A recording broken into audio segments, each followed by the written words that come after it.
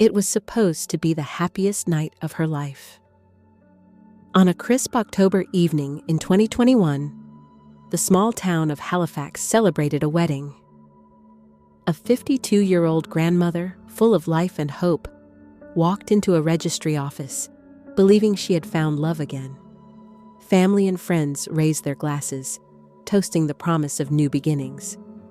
But as the champagne glasses clinked and the laughter echoed, Dawn Walker had no idea that she was walking into a nightmare.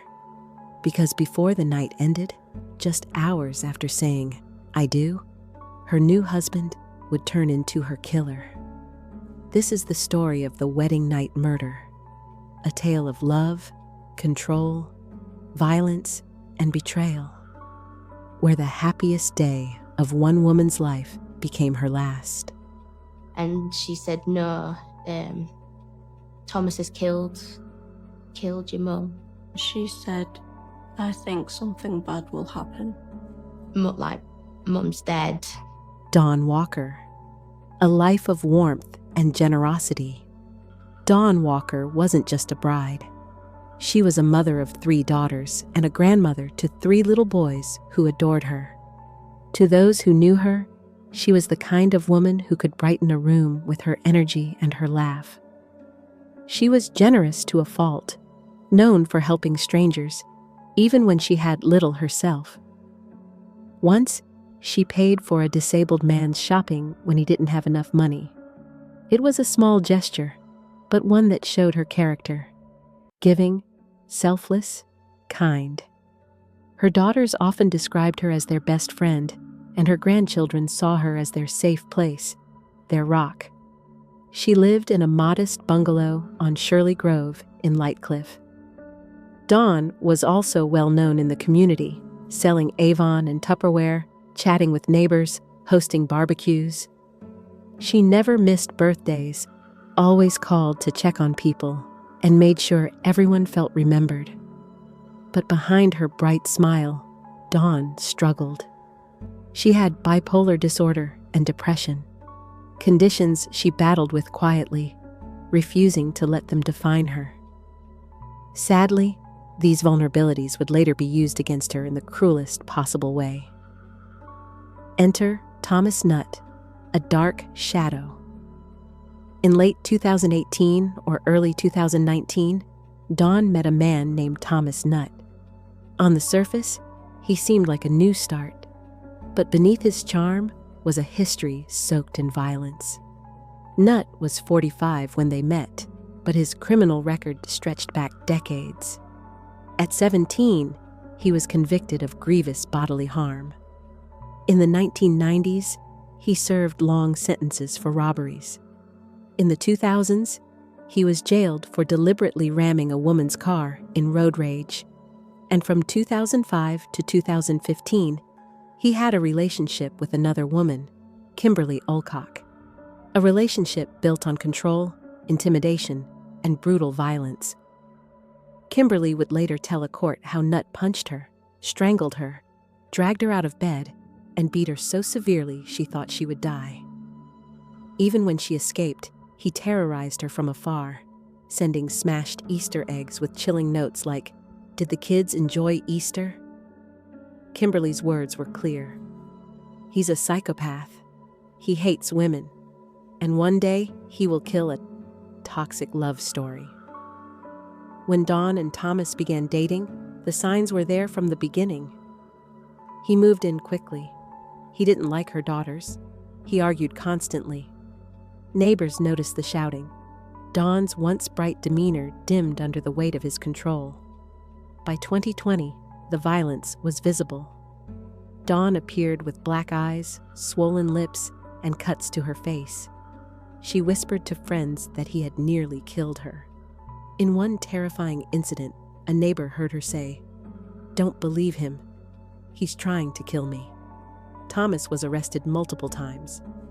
Each time, Dawn retracted her statements. Fear had its grip on her. Fear and love. That dangerous combination. She even reached out to Kimberly, his ex, desperate to understand what kind of man she was with. Kimberly warned her, He will end up killing you.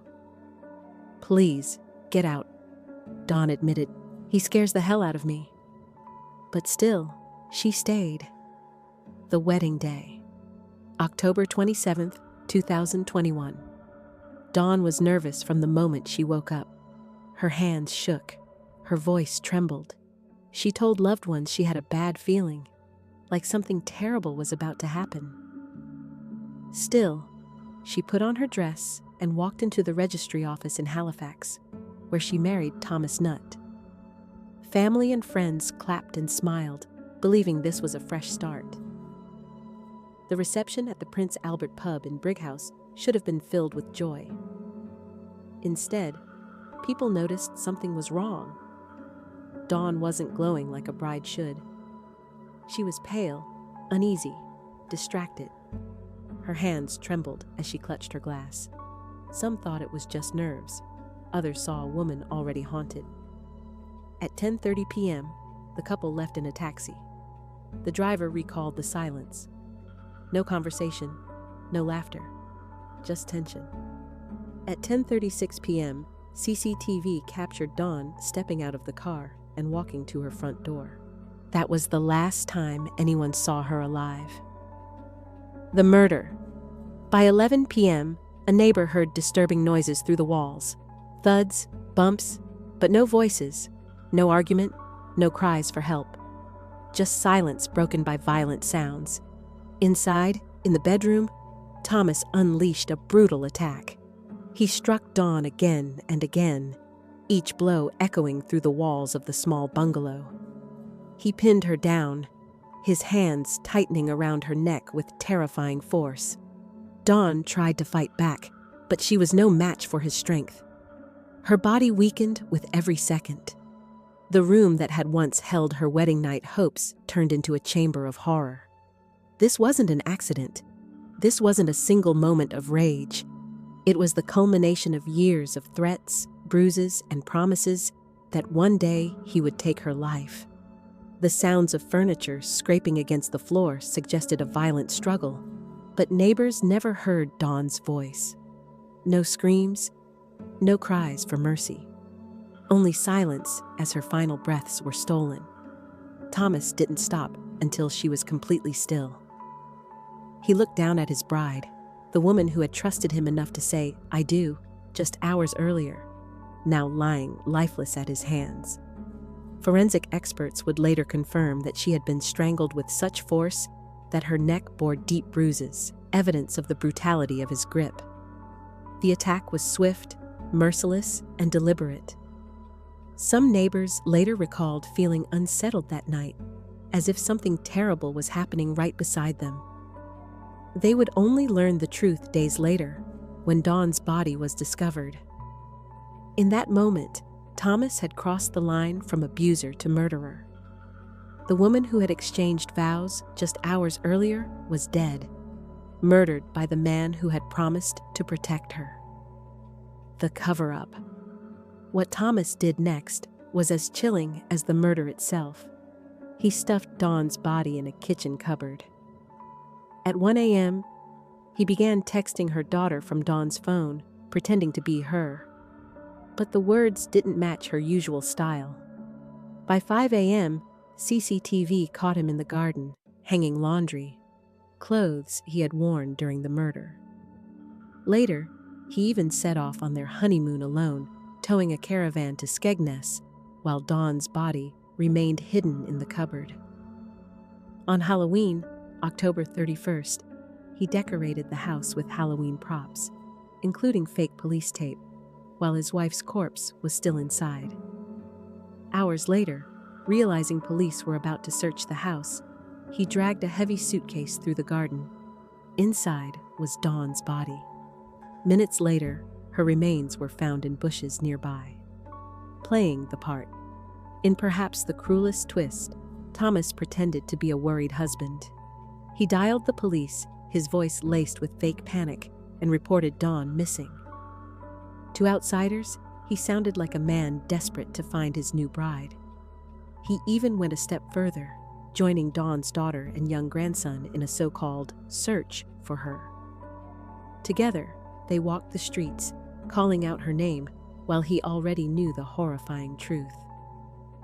Now that I know what happened when I was in Mum's house feeding my son, she was in the cupboard. And we wasn't even 2 meters apart. Dawn's daughter later recalled the horror in vivid detail. Standing in the kitchen, preparing lunch for her child, completely unaware that her mother's body was stuffed inside a cupboard just feet away. Thomas carried on with the performance, playing the grieving husband to perfection. He texted Dawn's family from her phone, crafting messages to make it seem like she was alive and well. But the words were clumsy, unnatural, so different from her normal tone that her loved ones immediately grew suspicious. Neighbors saw him doing laundry at odd hours, scrubbing clothes that forensic teams later confirmed were stained with evidence. CCTV captured him hauling heavy bags, his movements hurried and tense. And then came the most chilling moment of all. On Halloween night, Thomas decorated the house with fake crime scene tape and plastic skeletons, all while his wife's body was still hidden inside. He posed as a man celebrating the holiday, masking murder with macabre theatrics. When police arrived, the lies began to unravel. The false texts, the washed clothes, the timeline of CCTV footage, each piece fit together like shards of broken glass, pointing in only one direction. The deception was elaborate, but the evidence was stronger. Every sign led back to Thomas, and it told the same undeniable story. Thomas had killed Dawn on their wedding night. The trial. In July 2022, Thomas Nutt finally faced justice. The courtroom was packed, family members, neighbors, and reporters filling every seat. All eyes were on the man who had turned a wedding into a funeral. He admitted to killing Dawn, but he tried to twist the story. He claimed it was manslaughter, insisting he simply lost his temper when Dawn supposedly asked for a divorce just hours after their vows. It was a desperate attempt to downplay the brutality of what he had done. But the prosecution wasn't fooled. They painted the true picture. This was not a crime of passion, not a split-second loss of control. This was the chilling finale of years of control, threats, and escalating violence. They reminded the jury of every black eye, every police call, every whispered warning that Thomas would one day kill. Witness after witness took the stand. His ex-partner described years of terror at his hands, strangulation, beatings, and psychological torture. Neighbors spoke of Dawn's cries for help, her swollen face, her whispered pleas that Thomas was trying to kill her. Each testimony was another nail in the coffin of his defense. The jury listened as his long criminal history was revealed. Decades of violence, cruelty, and intimidation. The pattern was undeniable. For Dawn's family, hearing these details was almost unbearable. Her daughters wept as they relived their mother's final months. They had begged her to leave him, and now they were forced to sit just feet away from the man who had taken her life. On August 10, 2022, after hours of deliberation, the jury delivered their verdict. Guilty of murder. It was unanimous. 9 days later, Thomas Nutt was sentenced to life imprisonment with a minimum term of 21 years. The judge called his crime cowardly, cruel, and calculated, reminding him that he had shown no remorse. Not during the killing, not during the cover-up, and not even during the trial. For the family, justice had been served, but no sentence could ever undo the horror of that wedding night, aftermath, and reflection. For Dawn's family, the verdict was justice, but not enough. Her daughters lost their mother. Her grandchildren lost their nana. The community lost a woman described as warm, selfless, unforgettable. Dawn's death also exposed failures in the system. She had cried for help, reported assaults, even told people she feared Thomas would kill her. But each time, the cycle repeated: arrest, retraction, release. The warnings were there. They weren't enough. Her story now stands as a chilling reminder of how domestic violence escalates, and how silence, fear, and failure to act can end in tragedy. This case is a haunting reminder of how quickly love can turn into danger, and how silence in the face of abuse can end in tragedy. If Dawn's story moved you, don't let it fade into the shadows. Share it, talk about it, and let it serve as a warning that no one should ever suffer in silence. If you find this video shocking, make sure to hit that like button, subscribe to the channel, and turn on the notification bell so you never miss our next darkest true crime cases. And remember, every view, every share helps us keep telling these stories that deserve to be heard.